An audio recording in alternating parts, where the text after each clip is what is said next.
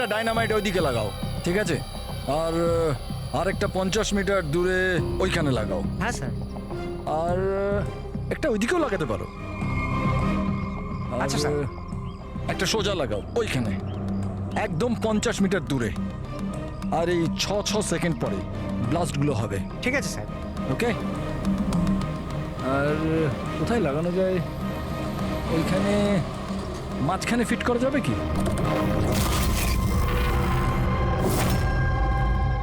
Excuse me, আপনার নাম বিনীত? Yes. আপনারা কারা? আপনি এই সাইটের ম্যানেজার? কিন্তু ব্যাপারটা কি বলুন তো? দেখুন বিনীত বাবু, যখন ম্যানুফ্যাকচারিং কোম্পানি থেকে ডাইনামাইট আপনাদের এখানে আসে, মানে এই সাইটে, মাইন্ড সাইটে, সেটার ইনচার্জ তো আপনিই হবেন, তাই না? ইনচার্জ তো আমি, কিন্তু কনসাইনমেন্টের পরে অপারেটর টিমও কিন্তু এটা হ্যান্ডেল করে। আমি এটা একা সামলাই না। আমরা জিজ্ঞেস করেছি আপনাকে যে ডাইনামাইট কে সামলায়। একটু এই ডায়নামাইট স্টিকটাকে দেখুন। আচ্ছা, ব্যাচ নাম্বার দেখে আপনি কি বলতে পারেন এই লটের বাকি ডায়নামাইট স্টিকগুলো কোথায় আছে? স্যার, এটা লাস্ট কনসেলমেন্টের মনে হচ্ছে, এখনো ব্যবহার হয়নি, গুদামে পড়ে আছে। চলো দেখাও। বিনীত, যখন ডাইনামাইটের কনসাইনমেন্ট এখানে আসে সেটাকে চেক তুমি নিশ্চয়ই করো, তুমি তো ইনচার্জ, তাই না? হ্যাঁ হ্যাঁ হ্যাঁ, অফকোর্স স্যার। আচ্ছা, আপনার এই ব্যাচের কনসাইনমেন্ট নিয়ে কোনো গন্ডগোল মনে হচ্ছে? গন্ডগোল? না না, নর্মালি তো ছিল, যেরকম হয় আর কি। কিন্তু আপনি এটা জিজ্ঞেস করছেন কেন? নর্মাল আছে তো, যেমনটা থাকে। প্রতিটা বক্সে 10টা করে লেখা আছে স্যার। এটা খুলে দেখো তো কতগুলো আছে, গুনো।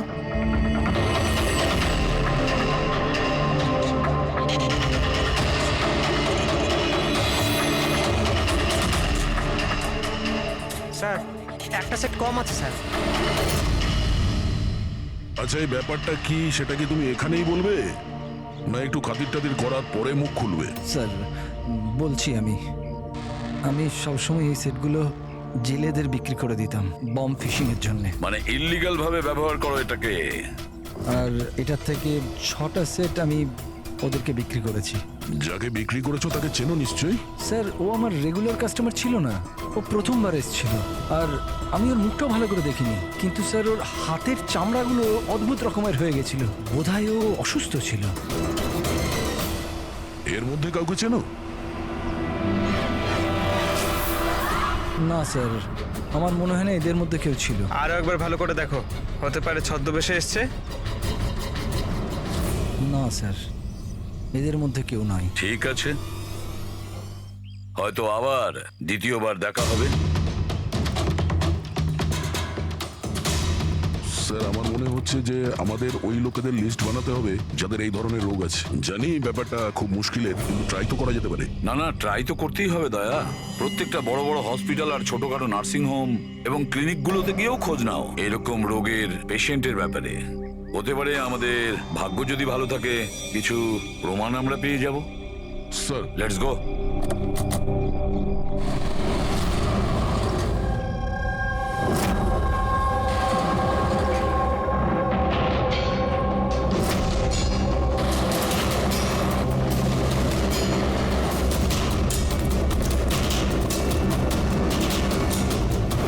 দেখুন, এই ধরনের অসুখ 1000 জনের মধ্যে একজনের হয়ে থাকে। বলতে পারেন এই ধরনের পেশেন্টের লিস্ট অনেক বড়। অনেক পেশেন্ট জানতেও পারে কিন্তু এর চিকিৎসা করায় না। এদের খোঁজা তো খুব মুশকিল। জানি, কিন্তু তবুও আমরা চেষ্টা করতে চাই। এই লোকটাকে পাওয়া আমাদের কাছে ভীষণ প্রয়োজন। দেখুন, আমি বুঝতে পারছি, কিন্তু এনভায়রনমেন্টাল ইনফেকশন কন্টিজিয়াস ডিজিজ, যেটা একটা মানুষের থেকে অন্য মানুষের মধ্যে ছড়িয়ে পড়ে, আর এটাকে সামলানো তো। এক মিনিট, কি বললেন আপনি? Environmental infection? হ্যাঁ, মানে আমাদের চারপাশের পরিবেশে হতে পারে এমন ইনফেকশন হাওয়া বা জল থেকে চারিদিকে ছড়িয়ে পড়ে। চলুন, আমি আপনাকে একটা পেশেন্ট দেখাবো। ছাড়ো আমাকে! কেন মারতে চাও আমাকে? ছেড়ে দাও আমাকে, যেতে দাও প্লিজ। দেখো, আমাকে যেতে দাও sir, please help me sir, help, please help sir, help.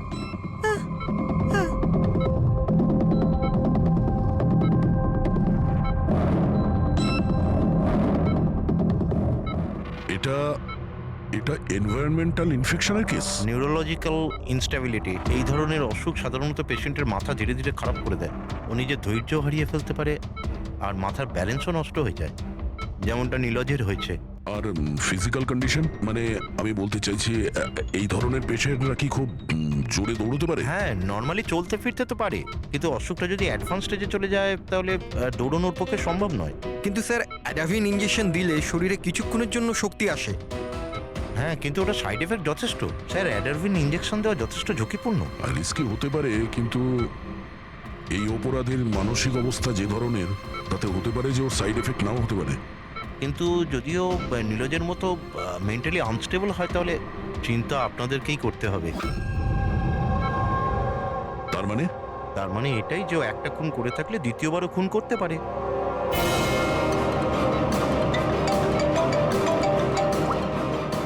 হ্যাঁ স্যার। কি প্রকাশ পঙ্কজকে ফাঁকি দিয়ে পালিয়ে গেছে? নো, ঠিক আছে, আমি দেখছি। হতে পারে প্রকাশ ভয় পেয়ে পালিয়ে গেছে, না হলে দ্বিতীয় মার্ডারের পরিকল্পনা করছে।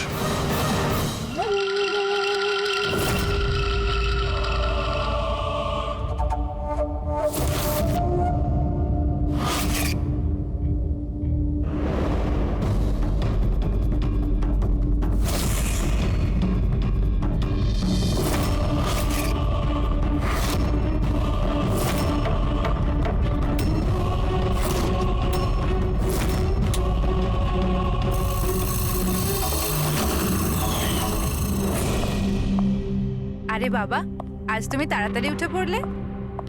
Good morning. এই রইলো তোমার চা, তাড়াতাড়ি খেয়ে নাও, নাহলে ঠান্ডা হয়ে যাবে।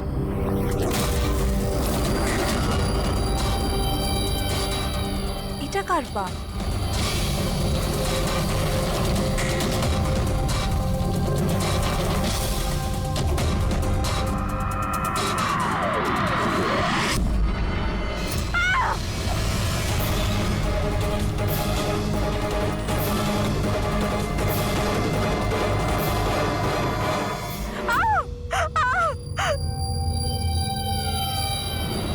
স্যার, আরও একটা মার্ডার।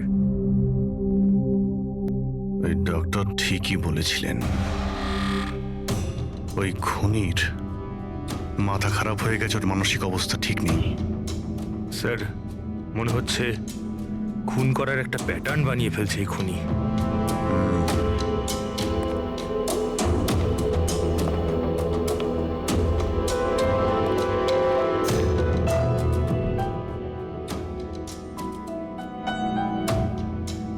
এনার উপরে ব্লেম এটাই যে উনি নেচারকে ক্ষতি করছেন।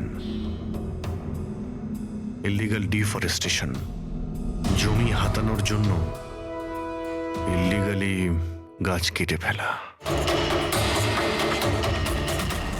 ওই খুনি এনার সঙ্গেও তাই করেছে। আর তাও প্রকাশ উধাও হয়ে যাওয়ার ঠিক পরেই। ওয়েপেন কি ব্যবহার করেছে? 100% চেইনস, না হলে হাড়ের সঙ্গে মাংসকে এইভাবে কেটে বডিটাকে দু টুকরো করা এত সহজ নয়। স্যার, যদি চেনস ব্যবহার করেই থাকে তাহলে আওয়াজ নিশ্চয়ই হয়েছিল। বাড়িতে কেউ না কেউ তো শুনবে। রাতে কে কে ছিল? আমার হাজবেন্ড তো কাজের জন্য বাইরে থাকে, বাড়িতে শুধু আমি, বাবা আর আমাদের চাকর ছিল। আপনি কোনো আওয়াজ শুনেছিলেন? না, কোনো আওয়াজ শুনতে পাইনি। রামানন্দ বাবুর কারোর সাথে শত্রুতা বা কেউ কোনোদিন হুমকি দিয়েছিলেন ওনাকে? হ্যাঁ, কিছু সপ্তাহ আগে কিছু অদ্ভুত হয়েছিল। বাবাকে কেউ ধমকাচ্ছিল, আর বাড়ির বাইরে দেওয়ালে কেউ কিছু লিখে দিয়েছিল যে শুধরে যাও, না হলে তোমার সাথে ওরকমই হবে যেটা তুমি গাছের সাথে করো। স্যার, এক্স্যাক্টলি যেরকম নবীনের কেসে হয়েছিল। স্যার, একটা কথা কিছুতে মাথায় ঢুকছে না। খুনি কারোর বাড়িতে ঢুকে এরকম নৃশংসভাবে কাউকে খুন করে বাড়ি থেকে বেরিয়ে যায়, আর কেউ কিছু শুনলো না, কেউ দেখলো না। কিভাবে? হয়তো এনাদের অজ্ঞান করে দেওয়া হয়েছিল। দেখুন, আমার সন্দেহ হচ্ছে যে আপনাদের অজ্ঞান করা হয়েছিল খাবারের মধ্যে কিছু মিশিয়ে, সেই জন্যে আপনারা কিছু শুনতে পাননি। অজ্ঞান? হ্যাঁ, কিভাবে সেটা জানি না, কিন্তু সেটা জানার জন্য আমাদের এখানে যত জিনিস আছে সেগুলো ফরেন্সিক ল্যাবে পাঠাতে হবে।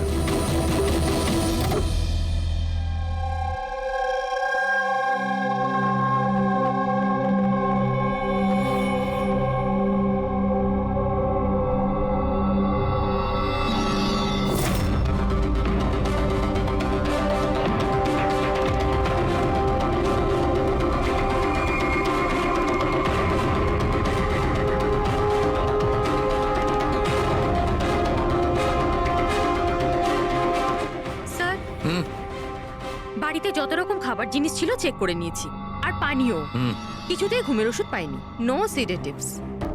পেলে না? আরো শিওর? অ্যাবসলিউটলি। কিন্তু সারিকা, সবাই তো অজ্ঞান ছিল, তার মানে কোনো মাদক দ্রব্য নিশ্চয়ই থাকবে যার জন্য ওরা অজ্ঞান হয়ে গেছিল। খাবার জিনিসে, পানীয়তে, কিছুতে তো থাকা উচিত। কিসের মধ্যে ছিল?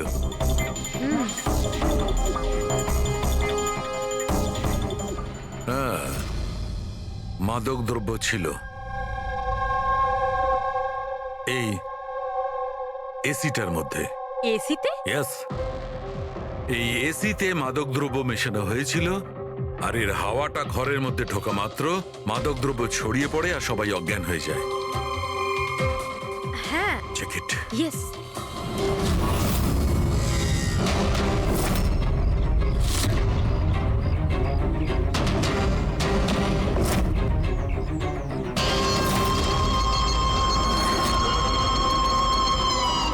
দেখো সালুখে, তুমি আন্দাজে ঢিল মারছো না তো? এটা কি করে হতে পারে? এরকমই হয়েছে বস। এসিতেই মাদকদ্রব্য ছিল। আমি ওই এসিটার ব্লোয়ারে, ফিল্টারে, সব জায়গায় সেনেটিভ পেয়েছি, আর সেটাও খুব হাই ডোজে। মাই গড, এটা কি করে হতে পারে? বস, এসিতে সেনেটিভ ছিল, মাদকদ্রব্য ঘরের মধ্যে ছড়িয়ে যায় আর সবাই অজ্ঞান হয়ে যায়। খুনি আসে আর বিনা বাধায় ওকে খুন করে, ও চলে যায়। কেউ কিচ্ছু শুনতে পায়নি। আচ্ছা ঠিক আছে। সালুকে ফোন করেছিল, বলছিল রামানন্দর বাড়িতে যে এসি মেশিনটা ছিল সেটাতে বিষাক্ত গ্যাস ভরা ছিল, অ্যানেস্থেটিক গ্যাস।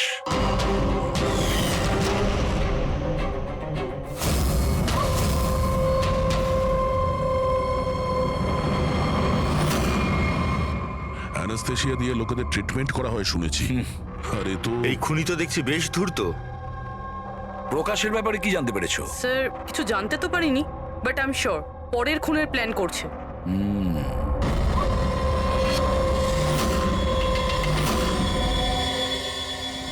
কিন্তু খুনি যদি অসুস্থ হয় তাহলে প্রকাশ তো ভালোই দৌড়িয়েছিল। স্যার, এমনটাও তো হতে পারে যে অন্য কাউকে দিয়ে এই খুনটা করিয়েছে। তাহলে ও পালিয়ে গেল কেন? এই শব্দটা কিসের? চলো তো।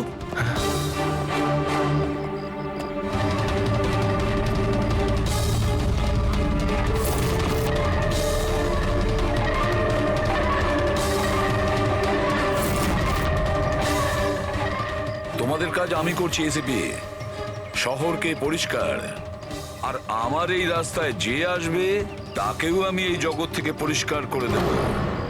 এ কে হতে পারে? স্যার, মনে হয় খুনি জানতে পেরে গেছে আমরা ওর পিছনে আছি, ওই জন্য পাগল হয়ে গেছে। এই, দাঁড়াও, ধরো ওকে।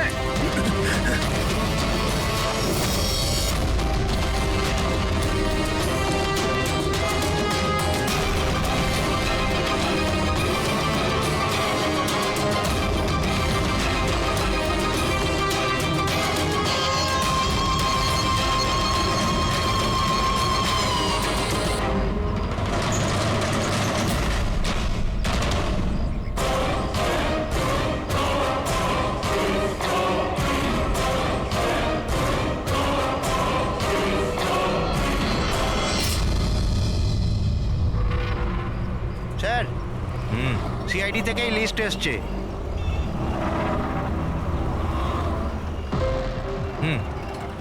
এরা তো ওই লোকগুলি যাদের নয়েজ পলিউশনের ধমকি দেওয়া হয়েছে। সকারাম, ওই ক্লাবের মালিককে মনে আছে? আরে যাকে কদিন আগে ধমকি দেওয়া হয়েছিল।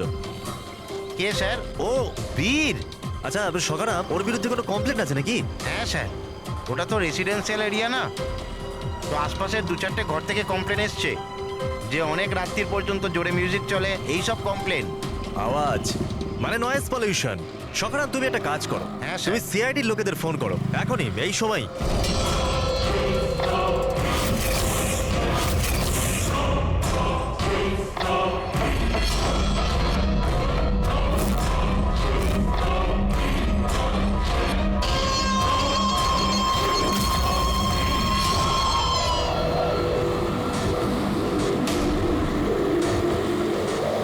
তাড়াতাড়ি করো অভিজিৎ, তাড়াতাড়ি। স্যার আমরা অন দ্য ওয়ে। ও নাইট ক্লাবের মালিক, ওর নাম বীর। কিন্তু স্যার ব্যাপারটা কি? দয়া, লোকাল ইন্সপেক্টর থেকে জানা গেছে বীরকেও একই রকম হুমকি দেওয়া হয়েছে, আর সেটাও শব্দ দূষণ করার জন্য।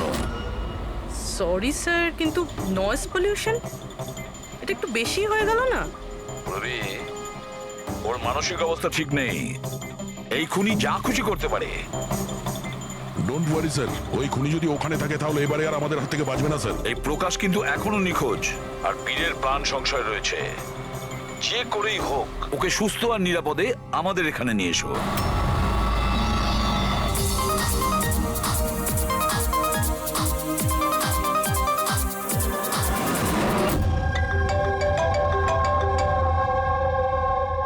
হ্যালো। হ্যালো বীর, আমি এসবি প্রদ্যুমান বলছি, সিআইডি থেকে। সিআইডি? কি হয়েছে স্যার? আমার কথা মন দিয়ে শোনো, তোমার প্রাণ সংশয় রয়েছে। কি মানে?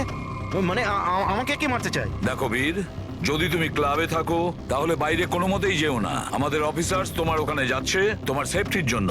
আরো একটা কথা, ভিড়ের মধ্যেই থাকবে, লোকেদের মধ্যেই থাকবে, বুঝেছো? একা একদম থাকবে না।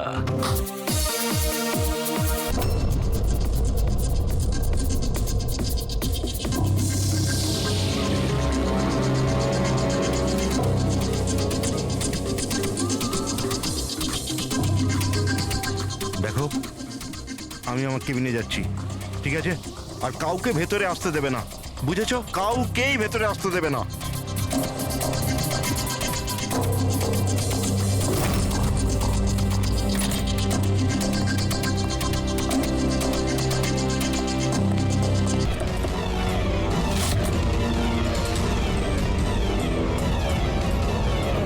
সিআইডি।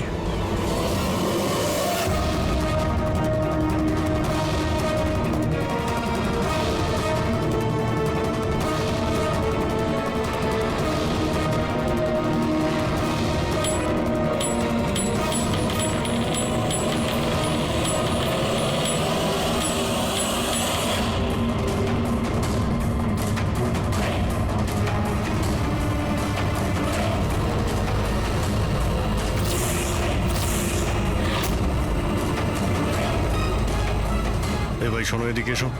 হ্যাঁ স্যার। বীর কোথায়? স্যার উনি কারুর সাথে দেখা করতে চান না। আমরা সিআইডি থেকে আসছি। কোথায় ও? আসুন স্যার।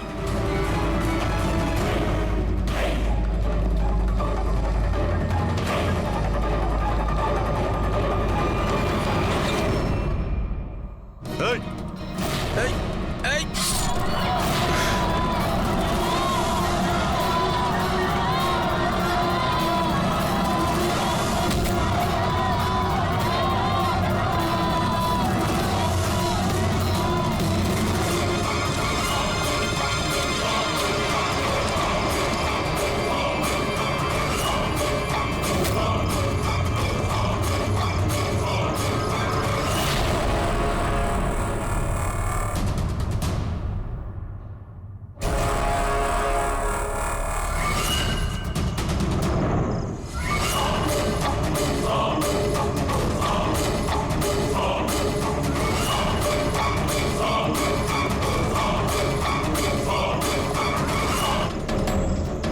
আরে গেল কোথায়?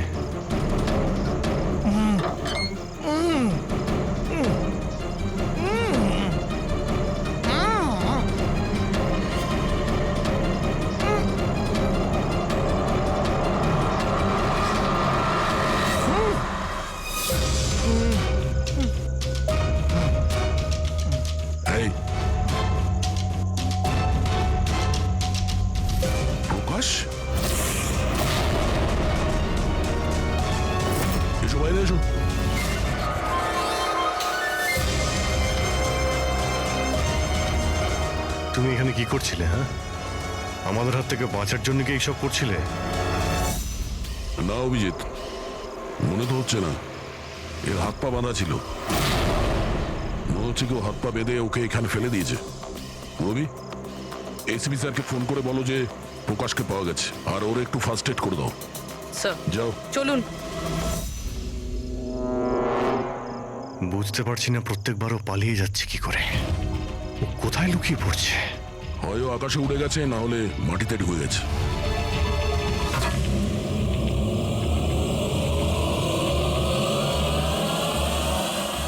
ও এখানেই আছে দয়া, এইখানে। কি? এইখানে।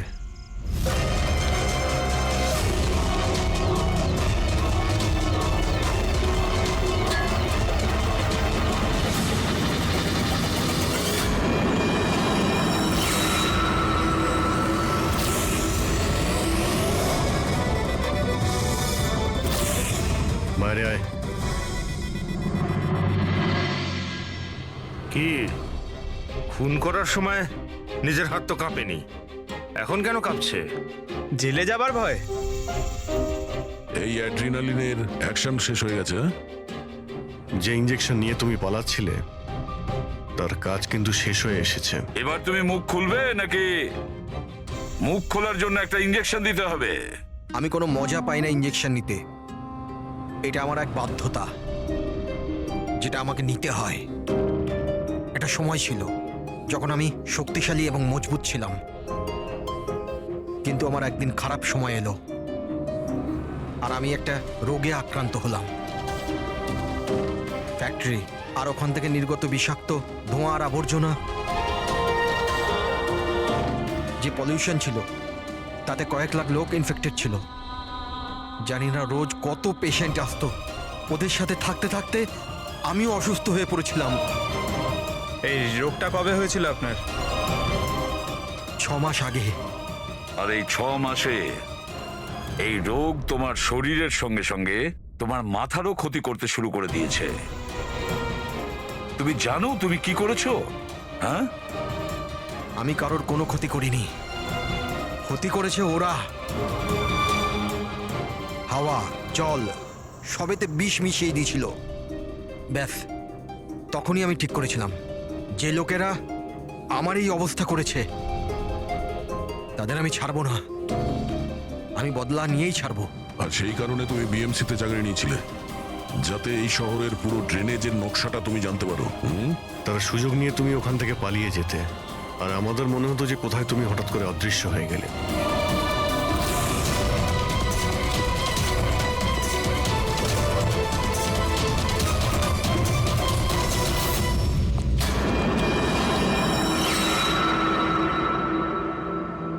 একটা কথা কিন্তু আমি এখনো বুঝিনি, প্রকাশ তোমার কি ক্ষতি করেছিল? হ্যাঁ, ওকে কেন কিডন্যাপ করলে? ওই রাতে ও ওখানেই ছিল, রামানন্দের বাড়ির বাইরে। ওর বাড়ি জ্বালাতে এসেছিল। ও কিছু করতো তার আগেই ও আমাকে দেখে নিয়েছিল ঘর থেকে বেরোনোর সময়। আর তুমি ওকে তারপর কিডন্যাপ করে নিলে যাতে ও কারোর সামনে মুখ না খোলে। হ্যাঁ, তুমি ওকে মারতেও পারতে, তাহলে ওকে ওকে তুমি মারলে না কেন? আমি বললাম না স্যার, আমার বদলা শুধুমাত্র ওদের সাথে ছিল, যারা আশেপাশের হাওয়া জলকে বিষাক্ত করে তুলেছিল। আমি তো শুধুমাত্র আমার সংসার বাঁচাচ্ছিলাম। আমি কোনো ছোটবেলা থেকে খুনি ছিলাম না। এই দায়িত্বটা তোমাকে কে দিয়েছিল? শোনো, তোমার এই প্রতিশোধের আগুনে এতগুলো লোকের প্রাণ গেছে। এই কাজটা তোমার একদমই করা উচিত হয়নি। খুব অন্যায় করেছো তুমি। আইন তোমাকে কোনোদিন ক্ষমা করবে না। কঠোর থেকে কঠোরতম শাস্তি হবে তোমার। আছো এখানে? আরে প্লিজ আমাকে বাঁচাও। হ্যালো,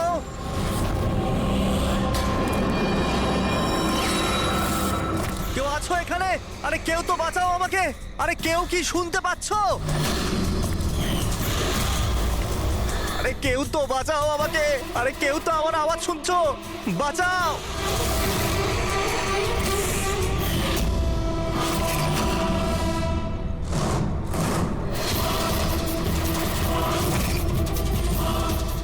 কে? কি চাও তুমি?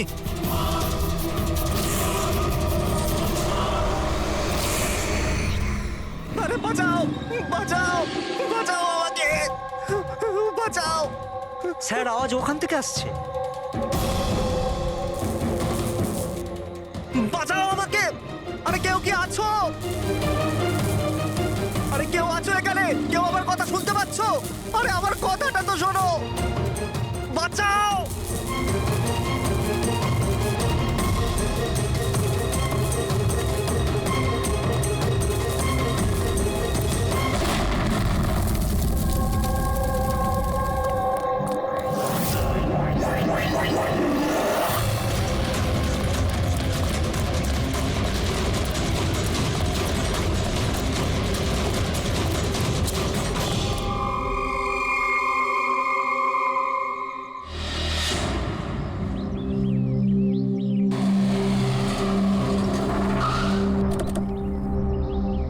নমস্কার স্যার।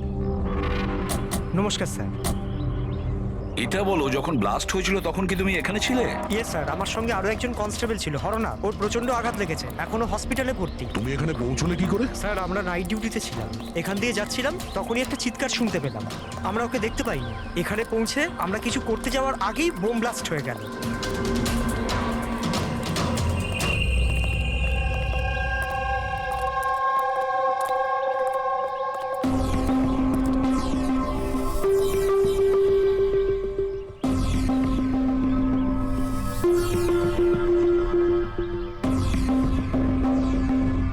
একটা কথা বলো আমায়, যখন তুমি এখানে এসেছিলে তখন তুমি এখান থেকে কাউকে যেতে দেখেছিলে বা পালাতে দেখেছিলে? হ্যাঁ স্যার, আমি ওকে তাড়াও করেছিলাম, কিন্তু ও পালিয়ে গেল। ও আমার আগেই ছিল, কিন্তু জানি না কেমন করে অদৃশ্য হয়ে গেল। আর এখানে হরনাথের অবস্থা ভালো ছিল না, তাই আমি ওর কাছে ফিরে এলাম। ঠিক করেছো তুমি, গুড ওয়ার্ক। পঙ্কজ, একটু ওদিকটা চেক করো, দেখো বোমের কোনো অবশিষ্ট অংশ পাও কিনা, আর যদি কিছু পাও তাহলে ওটা এভিডেন্সে পাঠিয়ে দাও।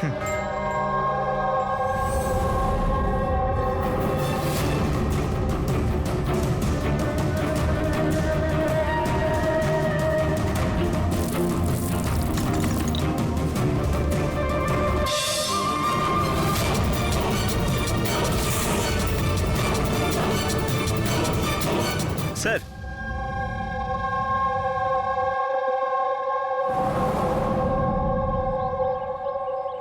ডাইনামাইট স্টিক, আর স্যার এতে ব্যাচ নাম্বারও লেখা আছে। Arrow dynamic. স্যার হ্যাঁ, এটা কিছু একটা চকচক করছে।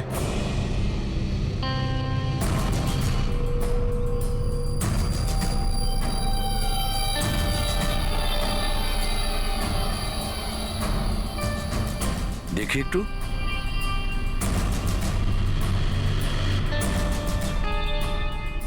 দয়া, এটা তো একটা দাঁত দেখছি, সোনার দাঁত।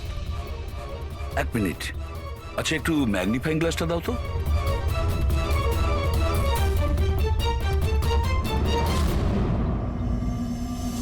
দয়া, দেখো এতে কিছু লেখা আছে। হ্যাঁ স্যার, NK লেখা আছে। এনকে? আচ্ছা, এটা মরে যাওয়া লোকটার নামের ইনিশিয়াল নয় তো? হতেই পারে দয়া। এটা আবার হয়নি তো এই নামে যে আছে তাকে কিডন্যাপ করা হয়েছে? আর যদি কিডন্যাপ হয়ে থাকে স্যার, তো ওর বাড়ির লোক নিশ্চয়ই কোথাও না কোথাও কিডন্যাপ হওয়ার রিপোর্ট লেখাবে। হ্যাঁ, চেক করতে হবে, দেখতে হবে যে এই নামের কতজন ব্যক্তি নিখোঁজ হয়েছে।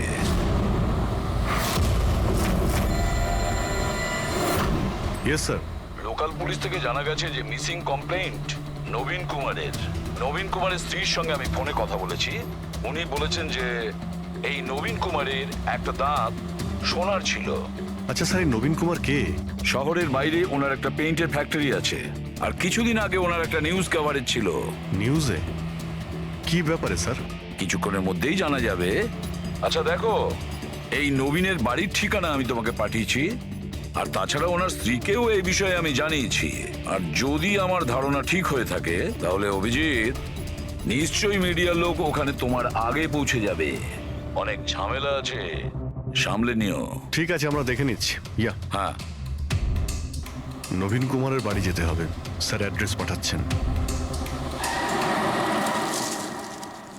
নবীন কুমার মুর্দাবাদ! নবীন কুমার মুর্দাবাদ! নবীন কুমার মুর্দাবাদ! নবীন কুমার মুর্দাবাদ! নবীন কুমার মুর্দাবাদ! নবীন কুমার মুর্দাবাদ! নবীন কুমার মুর্দাবাদ! নবীন কুমার স্যার স্যার স্যার আপনি কি মিনিট, নবীন কুমারকে পরে, পরে। স্যার পরে বলছি। স্যার, CID পরে আপনারা আমাদেরকে কাজ করতে দিন, please। কিছু তো বলুন, ম্যাম। আপনারা দেখি সরে যান, নিচ্ছেন। যেতে দিন দেখি, সরে যান, সরে যান বলছি। দেখুন এই সব কিছু বন্ধ করুন আপনারা, দাঁড়ান।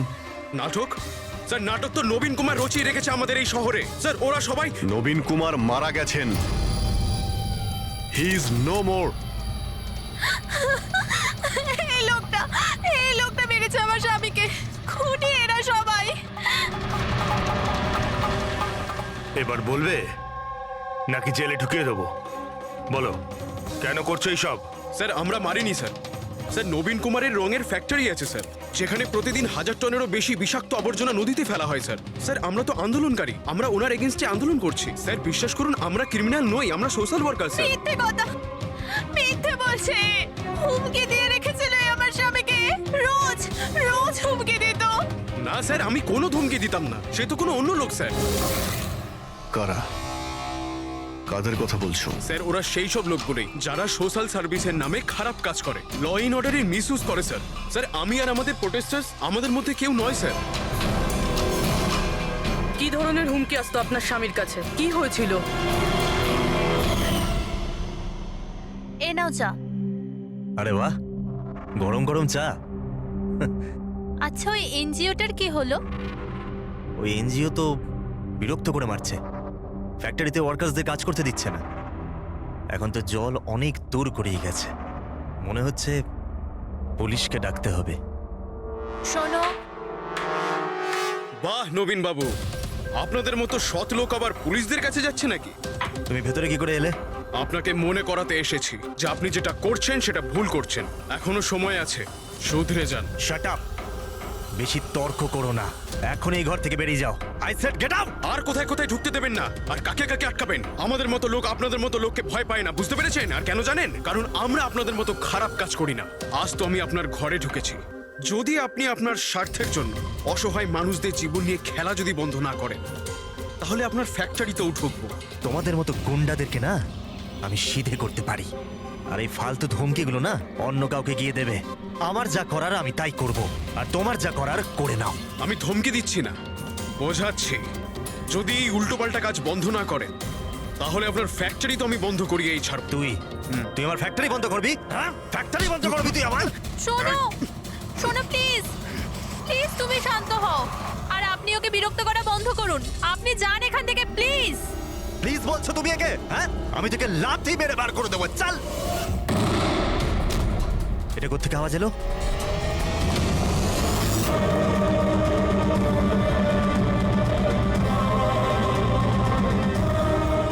দেওয়ালে লেখা ছিল, শুধরে যাও নয়তো আর বাঁচবে না। আর শেষ পর্যন্ত মেরে ফেললো এরা নবীনকে। এই লোকটা মেরে ফেলেছে আমার স্বামীকে। বিশ্বাস করুন স্যার, আমি সত্যি বলছি, আমি কিছু করিনি স্যার। যে করেছে তাদের কথা স্যার বলো। নিশ্চয়ই, কেন বলবো না স্যার। স্যার ওনার জন্যই তো আজকে আমরা ফেসেছি স্যার। স্যার আমরা প্রোটেস্টার, আমরা সোশ্যাল এনভায়রনমেন্টের জন্য প্রোটেস্ট করি স্যার। স্যার ওরা অনেকটা নিচে নামতে পারে স্যার। চিনতে পারবে তাদের? নিশ্চয়ই, কেন নয়, কিন্তু আমাদের সেফটির কি স্যার? ওরা অনেক খারাপ লোক স্যার। ডোন্ট ওয়ারি, তোমার কিছু হবে না। শুধু নামেই সোশ্যাল ওয়ার্কার ওরা, ক্রিমিনালস ওরা তিনজনেই। ক্রিমিনাল? আর এটা তুমি কি করে জানলে? আমি কি, এটা সবাই জানে যে ওদের উপর কতগুলো কেস চলছে। সবসময় ওরা বেলেই বাইরে এসেছে স্যার। ওই মানুষটা নিজেকে পরিবেশের রক্ষাকর্তা বলে, নেচার গার্ডিয়ান। স্যার সবার প্রথমে ওই দিন কর। নবীনের মতো লোকের সব জায়গায় শত্রুই থাকবে স্যার। ওই বলে না স্যার, যেমন কর্ম তেমন ফল। তার মানে হ্যাঁ? কি বলতে চাইছো তুমি? কত নিরীহ মানুষের জীবন নষ্ট করেছে ও। হতে পারে তাদের মধ্যে থেকে কেউ বদলা নিয়েছে। তাদের মধ্যে কেউ কেন? বরং আমি তো বলছিলাম যে প্রতিশোধ তুমি নিয়েছো, তুমি ওকে মেরেছো। না স্যার, আমার সাথে ওর কোনো ব্যক্তিগত শত্রুতা ছিল না। আমি ওকে কেন মারবো? কারণ নবীনের কার্যকলাপে তুমি ক্ষুব্ধ ছিলে। কেন? স্যার যদি আমার এরম কিছু করতেই হতো তাহলে আমি অনেক আগেই করে ফেলতাম। নবীন না জানি কত বছর ধরে আমাদের পরিবেশ দূষিত করছিল। তোমরা নিশ্চয়ই খুব আনন্দ পেয়েছো মিস্টার নবীন মারা গেছে শুনে। অন্য কেউ তোমাদের কাজ করে দিয়েছে কি? না স্যার, আমার ওর প্রতি কোনো মায়া ছিল না, কিন্তু আমি ওকে মারিনি। আমরা কি করে বুঝবো যে তুমি সত্যি বলছো? স্যার, যে সময়ের কথা আপনি বলছেন ওই সময় আমি ইউনিভার্সিটিতে লেকচার দিচ্ছিলাম। আপনি চাইলে ওই প্রফেসর দেশাইয়ের সঙ্গে কথা বলতে পারেন, ওই সময় আমি ওখানেই ছিলাম।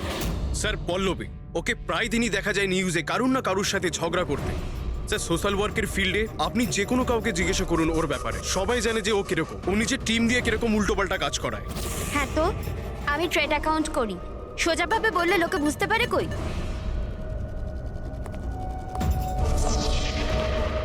কিন্তু আমি সোজা পয়েন্টে আসছি। আমাদের মনে হয় তুমিই ওকে খুন করেছো। ম্যাম আপনার এটা যদি মনে হয় তাহলে আপনার এবং আমার দুজনেরই টাইম ওয়েস্ট করছেন। ম্যাম একটা কথা, আমি কোনো ক্রিমিনাল নই।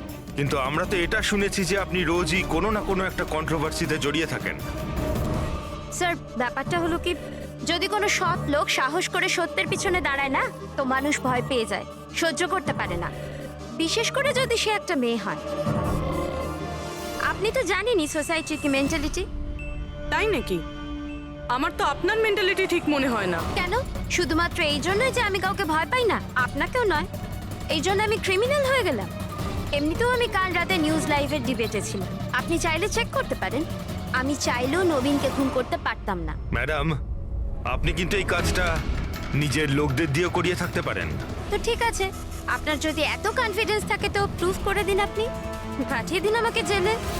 আর ওই প্রকাশ, ও প্রতিদিনই কাউকে না কাউকে গালিগালাজ করে নিজের সোশ্যাল ব্লগে।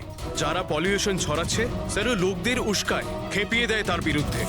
আমি ঘরেই ছিলাম স্যার, নিজের ব্লগ লিখছিলাম, যেমন সবসময় লিখি।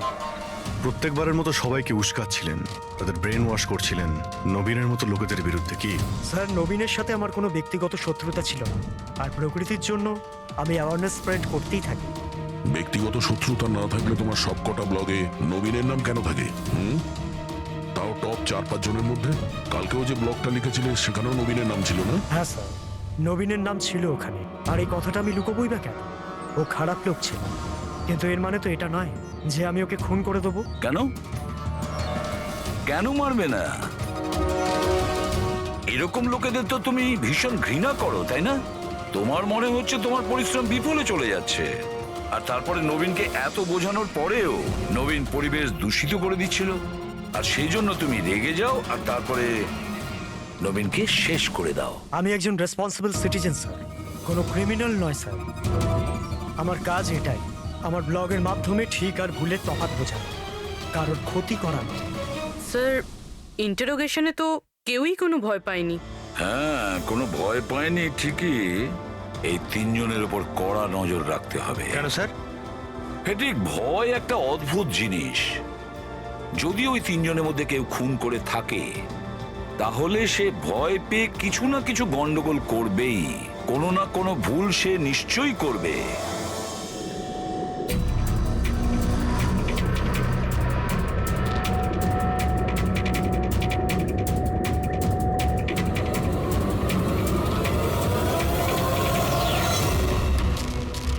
সারিকা, দেখো এটার উপর কোনো ফিঙ্গারপ্রিন্ট আছে কিনা, চেক করো।